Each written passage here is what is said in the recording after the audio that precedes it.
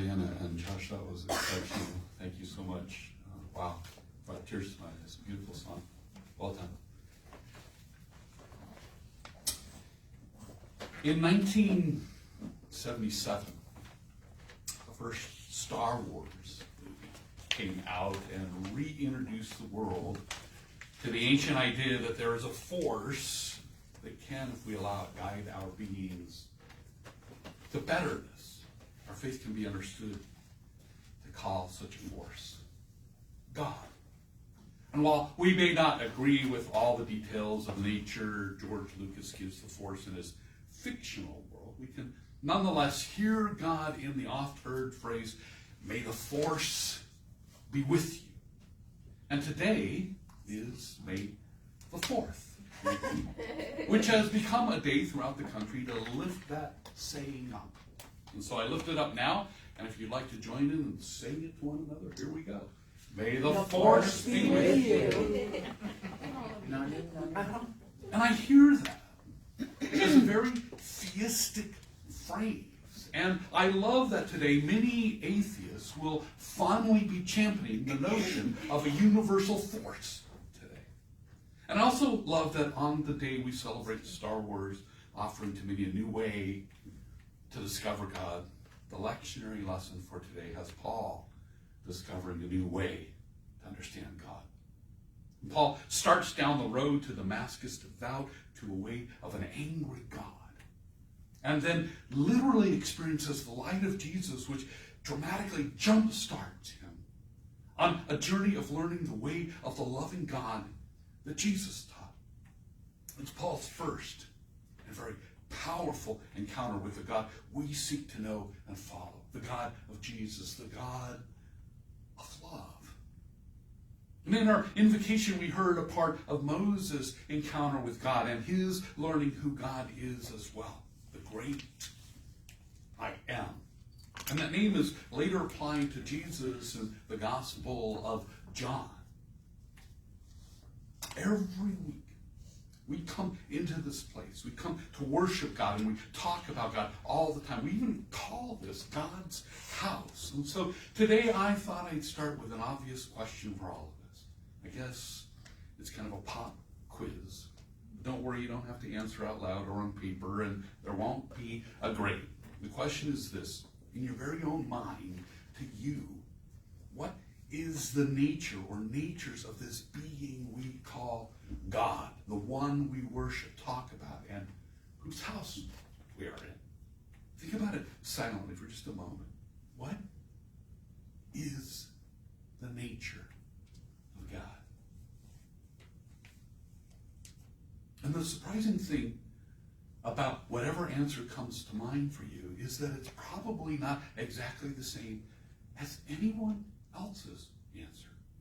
I've found over the years that the idea of God in our minds is kind of like snowflakes. No one's idea seems to be 100% identical to anyone else's. And I think it's because each of us draws our image of God from general religious and cultural notions, as well as from our own context and experience and our own thinking and personalities. The Bible was written by very different people in different cultures and times, so it shouldn't be too surprising that it also has varying ideas of images of God. God is like a man in a garden. God is like a female spirit swirling about, speaking us into creation. God is eternally punishing. God is eternally loving, and so on and so on.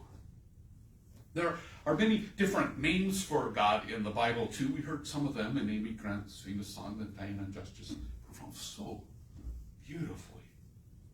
Some Bible names for God are Yahweh, Elohim, Adonai, El Roy, El Elyon, El Shaddai, Lord, Wisdom, Word, Abba, Alpha and Omega, Father, Christ, Holy Spirit, and so on.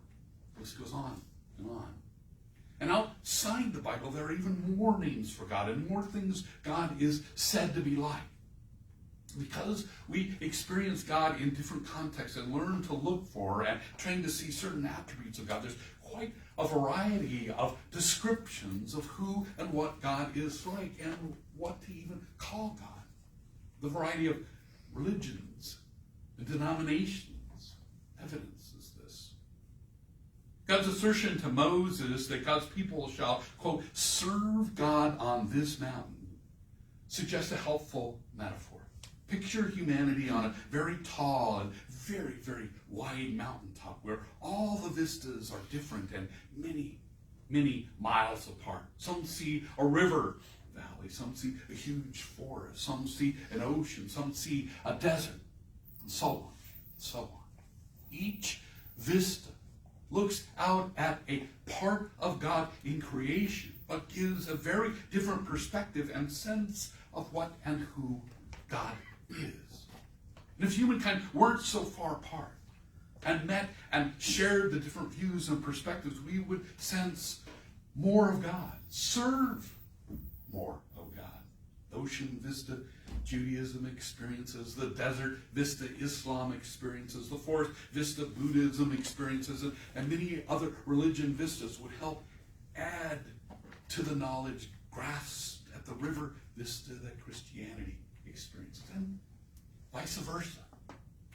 But even if we could take in everything that every religion takes in and understand all the individual images of God in every person's mind's eye, we still simply cannot experience, not to mention comprehend, all that God is.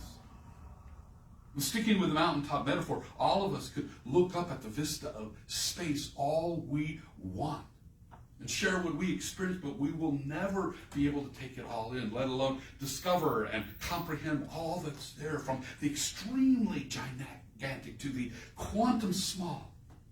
It's all simply beyond our ability to see and grasp. If, as the Apostle Paul claimed, God is what we live and move and have our being in, then all of the universe, all of this reality, all those vistas, far and wide, are part of God. And all of it is far too vast and mysterious and wonderful for us to take it all in. To borrow some more from Paul, that's because now, quote, we know in part.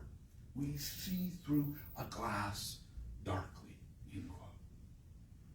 Our human mind is limited in vision and understanding, and even in the ability to communicate that which we see and experience, let alone all that is beyond us. As far as we can see, as far as we can take in and know, there is always more, lots and lots and lots more. And all that more is God too. In the 11th century, St. Anselm tried to prove logically God existed with a very famous ontological argument, claiming God is that then which is greater than, that then which is greater than. And he meant it in a very complex way that theologians have argued about for more than 1,000 years. But I think there is a simple truth to the words he used. We can understand all that is greater than, we can comprehend as a way to label a part of God's nature, most of God's nature. All that awe and wonder humankind feels at ocean, forest, desert, and river vistas, at the starry sky vista, or for that matter, all the awe and wonder we sense at simple things, sunsets and sunrises, baby births and waterfalls, flowers, even the worlds we discover at microscopic levels. All that is God, the known and the unknown, the seen and the unseen, the past, the present, and the future. And given the complexity and the vastness of what we live and move and have our being, and God is given many names and natures in the Bible and in religions. So is it any wonder that our mind's eye God differs from person to person to person? And this isn't new stuff. It's suggested in the Moses and the burning bush story. Moses said to God, if I come to the Israelites and say to them, the God of your ancestors has sent me to you, and they ask me, what is his name? What shall I say to them? God said to Moses, I am who I am. God is the great I am. God is. And I hear the name I am in the story to confirm Paul's assertion that God is what we live and we move and we have our being in. God's isness includes our isness. The great I am is this great reality. From the vast universe to the quantum tiny, it's all a part of God. And that helps some in figuring out what God is, but still it only gives ideas of common traits. And not everyone would agree with those common traits. Nonetheless, throughout history, people have tended to understand God in general ways, theological categories, if you will. A few weeks ago, some of us finished discussing a book in our Lenten class about the very basics of Christianity, a book by Paul Latham called Remedial Christianity, which I highly recommend. In the second chapter, there's a discussion of the 5 general ways humanity imagines God. Those ways are atheism, deism, supernatural theism, pantheism, and panentheism. The first way, atheism, is a denial that any sort of God exists, so it's not really a theism, but a way some folks approach the topic. And in my experience, it's usually a denial of the way of understanding God in supernatural theism. And before I get to the specific theisms, I need to explain the words transcendence and immanence, 2 fundamental concepts relating to discussions about how humanity sees God. Transcendence refers to God's beyond the world. It's God's inaccessibility to us and to our comprehension. And immanence refers to God's within the worldness, to God's activities in creation that we sense and feel and perceive. And all religions see God somewhere on a continuum between transcendence and immanence. And so with that, let's get to a brief summary of supernatural theism. Theism means God in Greek. In supernatural theism, imagine God as existing separate from creation, above it all. And most American Christians tend to usually think of God this way.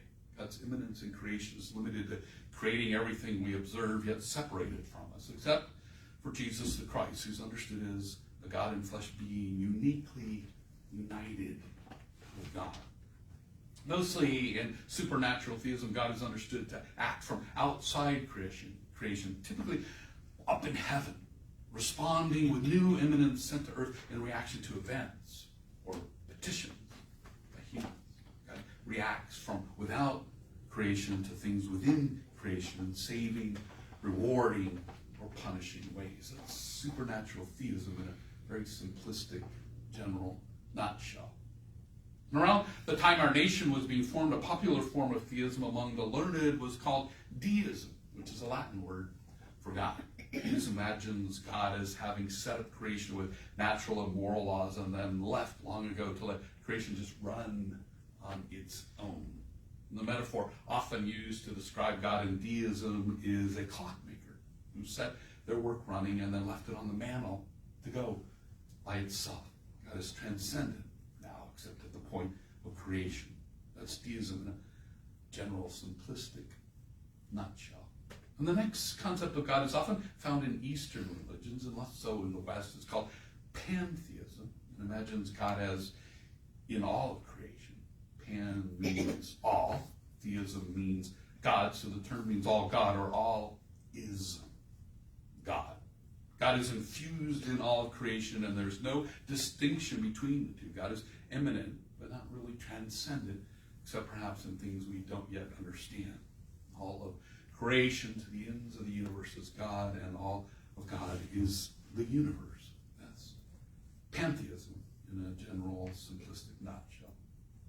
And the West does have a sort of similar concept with a twist. It's called panentheism, which sounds similar to pantheism, but panentheism imagines God as in all of creation, but also somehow more than creation. Pan means all, en means in, and theism means God, so the term literally means all in God. God is infused in creation, but there's more to God than just creation. God is creation plus. Creation is a part of God's immanence, and the plus part is God's transcendence. The easiest way to picture this for me is that creation is just one part of God. And when I'm teaching about it, I typically draw panentheism with creation as an organ in the body of God. All of it's in God, but it's not all God. God is bigger than the part. That's panentheism in a general, simplistic nutshell. And all of this God talk, I know is a lot to take in, but then so is God, the one whose house we're in, the one who we came to hear worship this morning. And a lot of us probably recognize at times, maybe even at the same time, we have understood God in more than one of the ways I just described this morning. God can seem aloof and far away, as Deism imagines, even perhaps non-existent at times, like Atheism imagines. God can feel supernatural and away in heaven, appearing only now and then. God can feel like all the universe too. And God can feel like all of the universe and then some. And those are just the general details. Humans together and alone have many feelings about God. Some we can spell out, some we can't. And if we think about it, that's how the Bible as a whole portrays God, which makes sense since it was written by people trying to make sense of what we can only see in a mirror dimly, that super beingness we live and we move and have our own much, much smaller beingness in. At the end of the day, whichever ideas help us to understand God and live a better life is what matters, or is what should matter.